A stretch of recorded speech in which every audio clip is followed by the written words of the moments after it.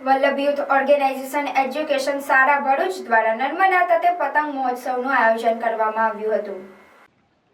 ભરૂચના જાડેશ્વર સ્થિત પાવન નર્મદા મૈયાના તટે આવેલ નર્મદા પાર્ક ખાતે ઉત્તરાયણ નિમિત્તે પતંગ ઉત્સવનું આયોજન કરવામાં આવ્યું હતું, જેમાં મુખ્ય મહેમાન પદે ગોવર્ધનનાથજીની હવેલીના ટ્રસ્ટી ભરતભાઈ શેઠ, શ્રીજી મંદિરના ટ્રસ્ટી અમિતભાઈ શાહ, સંકલ્પ ફાઉન્ડેશનના સંજયભાઈ તલાટી ઉપરાંત વલ્લભ યુથ ઓર્ગેનાઇઝેશનના આશિષભાઈ તલોટ, રોનકભાઈ શાહ, સંકેતભાઈ શાહ, દક્ષિતાબેન શાહ સહિત અન્ય હોદ્દેદારો અને સભ્યો ઉપસ્થિત રહ્યા હતા। પતંગ મહોત્સવમાં નાના બાળકોથી લઈ મોટાઓએ સાંસ્કૃતિક સૂત્રો સાથેની પતંગ ઉડાવી પતંગ પડવાની મજા માણી હતી। ધરાવીએ છે એવી વિવિધ સામગ્રી કેવી રીતે બનાવી, શું ઉપયોગ કરવો, આ ઘણી બધી પ્રવૃત્તિઓ।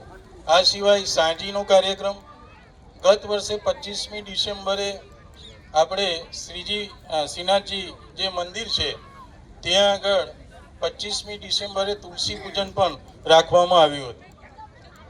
2024ની વાત કરું છું તો આવા ઘણા બધા કાર્યક્રમો આપણે આ સંસ્થા દ્વારા અને ભરૂચની અંદર કાર્યક્રમ આ રીતે રાખવામાં આવે છે।